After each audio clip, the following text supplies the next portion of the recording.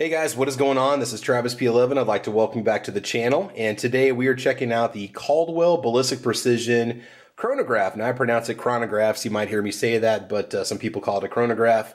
Essentially, we're going to be using this to measure the velocity of ammunition, of different types of ammo that we're going to be testing on this channel. So this is going to be kind of a two-part show, I guess you could say, or video. So one part of it's going to be the simple unboxing and basic setup and just simple testing, and then the other one's going to be more specific towards actual ammunition testing. So there might be some footage that you're going to see in two different videos. It's going to look almost the same, but either way, let's just go ahead and talk about the features and what this chronograph has to offer and why I chose it. I did pay, I think, around 80 bucks for it on Amazon.com. It does not include a tripod. There's a more deluxe version you can get for about 140 bucks.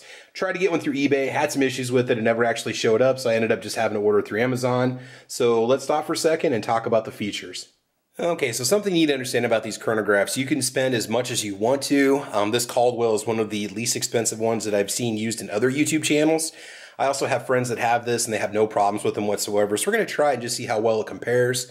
Okay, so basic features, what do you want to know? Factory calibrated within 0.25% plus or minus accuracy. Simple operation, large LCD screen, meters per second or feet per second from 5 to 9,999. That should take care of most of the ammo we test on this channel. Oversized sunscreens for increased reliability and full sun operation. Optional interface with mobile device via included 15-foot audio jack cable. So I'm not sure if that's exactly included or not, but we're going to find out. And they do have a free app that apparently works really well, and it does interface with your phone, like I just said before. The app will measure your high velocity, low velocity, give you an average, memorize the last 5 shots and share that information with you and so on. Now in the box, you're going to get the chronograph, 4 stainless steel rods, which I hope they're replaceable because sometimes accidents happen with these things. 2 oversized sunshades, a 15-foot audio jack cable, and a nylon carry bag. And then it says it operates on one 9-volt battery. It's the unit itself is going to probably be about a foot long. Although, honestly, they're not like bulky items or anything like that, so they should be easy to transport to and from the range when you're going to use them. So let's go ahead and open up the box. Now, I'm hoping that the app will operate without Wi-Fi once I get the application loaded, because I've got an old smartphone sitting around, and it does have a traditional audio jack up on the top, which is something you're going to need. You can also get an audio jack to FireWire cable converter, or whatever they call it for the Apple iPhones. And so you should be able to make it work with your current telephone. But if you got an old one sitting around, this will definitely make it nice because this thing has got a huge screen. So we'll get the app downloaded on here via Wi-Fi, and we'll check it out here in just a little bit. But let's go ahead and cut into the box. So just one small complaint that I have for Amazon, and this is really not really Caldwell's fault, but this thing just showed up on my door like this, which is not a big deal. But there's an address label in the front, so I see they're trying to not use a box with it, which I understand for waste reasons. But man, I just had this thing just sitting out front of my house. I mean, anybody can drive by and see what it is and just run off with it. So anywho, that's just kind of a small complaint that I have. Okay, this unit itself. Okay, make sure everything looks brand new, and it does. Okay, so here's what it looks like. Right, there's your screen up in the front there. It's not bad. No fingerprints on it. It does look new. The unit itself is not super durable, although I do have a couple friends that accidentally put some projectiles through there, so I'm not going to comment much on it, but it can happen. There's your tripod hookup. So this is metal. I do like that. Meters per second, feet per second on the side there.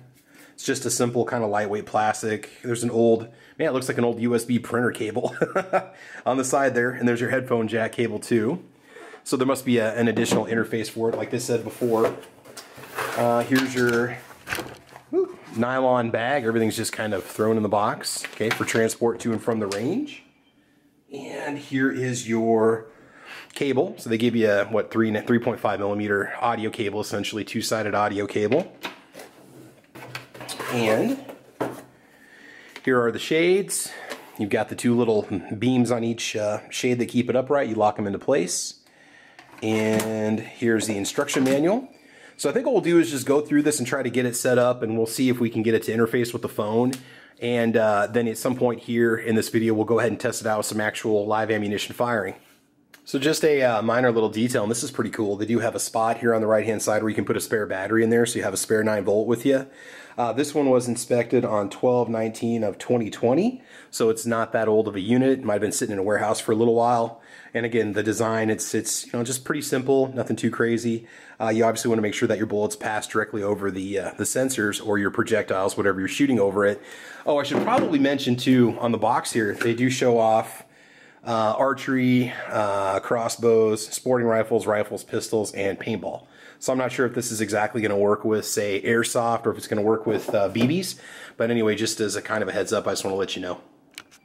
Okay, so here's what the unit basically looks like once you have it all set up on a tripod. I think a tripod's probably the best way to go. A couple things you need to know, and I just want to give you some quick tips in case you're somebody who doesn't like to read instruction manuals. You want to make sure that the bullet path goes directly across the two sets of sensors, like I said before. You want to make sure that you've got this completely flat. You want to make sure you're not shooting at an angle. And be careful because you might see a red dot here, but remember your barrel's going to be down here, so you might want to aim up just a little bit higher than usual, or if you can, try to get a viewpoint from your barrel through so you know where your projectile's going so that you don't destroy your chronograph on the first shot, because I've heard some horror stories of that happening. So a couple little tips that they give us in the book here. Obviously use a stable platform, avoid shooting over reflective surfaces like snow or some types of sand. You get the best readings with even lighting. Remove the sunshades in heavy overcast or shaded conditions. So you don't need to use these if you're shooting underneath an overhang that's basically blocking out all the light, so you're at your outdoor range.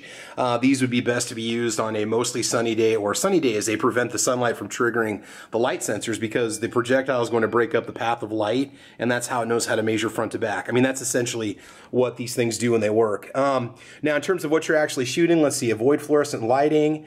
Stand 1 arrow length away for bows and crossbows. For shotguns, stand only 5 feet away. Be very careful with shotguns because of your spread. Shotgun blast may affect the projectile readings. Paintball guns can be fired from any distance, lucky. And optional light kit is out there also, so if you need that, you can get one that will light it up enough to be able to be used. And I think that's about it. Use a laser bore sighter to help align and set the chronograph.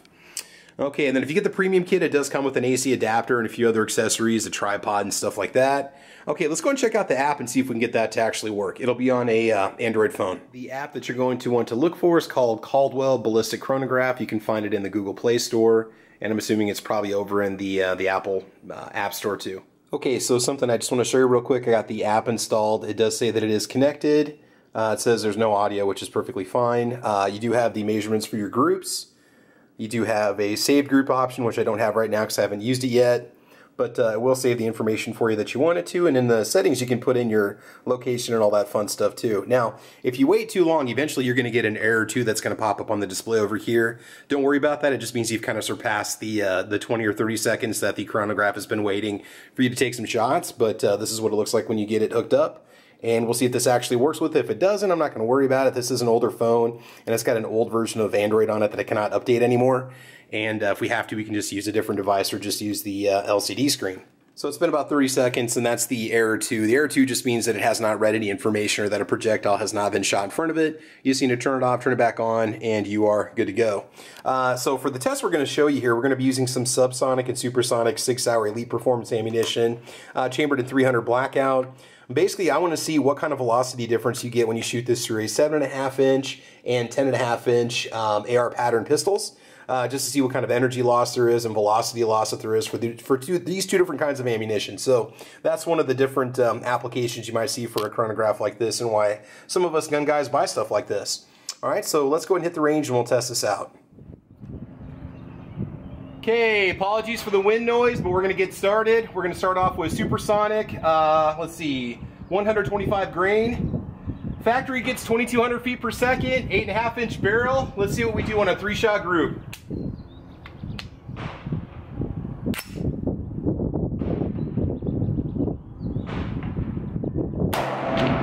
$1948, 2008, 1996. All right, let's switch on over to subsonic.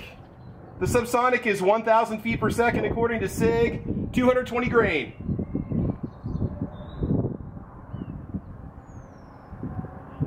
$990, 1013. 972. All right, let's switch over to the 10.5-inch upper. All right, 10.5-inch upper. Again, we're going to start off with the Subsonic 125 grain. Factory load is 2,200 feet per second. 10.5-inch upper. Here we go.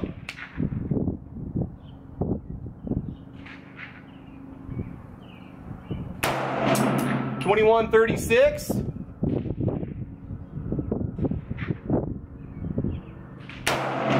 $21.05.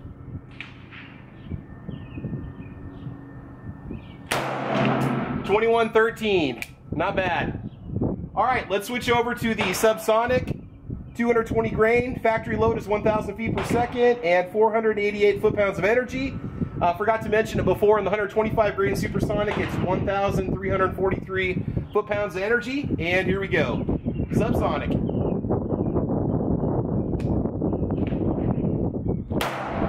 1049. 1060. And 1031. All right, we're all clear. Okay guys, so the Caldwell chronograph performed just fine.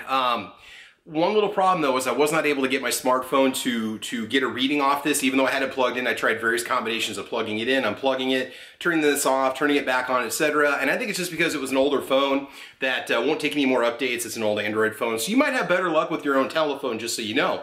But just in terms of just getting basic readings, I mean, it worked like a champ. I was using it out in bright sunlight.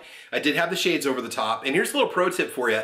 Cut off about a 15-foot piece of string and then tie that to the front of your shooting stand where your barrel's gonna rest and pull that across the chronograph, and that's how you're gonna know that you're aligned with your barrel, because I was worried the whole time that I was gonna be shooting the unit or shooting the sunshades, because you've only got a small area to shoot through, and that's why I was kind of sitting in back of the firearm as I was shooting it to ensure that I wasn't going left or right and shooting any of the stocks. So that little piece of string, you can kind of use it as a pull line to go across the front of the chronograph to make sure it's aligned.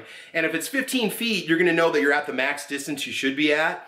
Otherwise, I think I was only about 10 feet away and I had no trouble at all. Did a couple test shots off camera before I started filming, and I got readings every single time. So, and the readings did pretty much kind of show up what I expected them to based off the box and the barrel length and the caliber. So I'm gonna give this one 2 thumbs up. If you just want simple, you know, readings in feet or meters, I think this is probably the way to go. Basically everything you need is right there in the box, short of a 9-volt battery and a tripod. I'm just using whatever inexpensive tripod I was able to get off of Amazon. You know, for $150, you can get the premium deluxe kit, and I don't know if it's the same unit or not, but you do get a tripod, you do get like I think it's a Bluetooth version if I'm not mistaken, so I think it is a little bit different from this.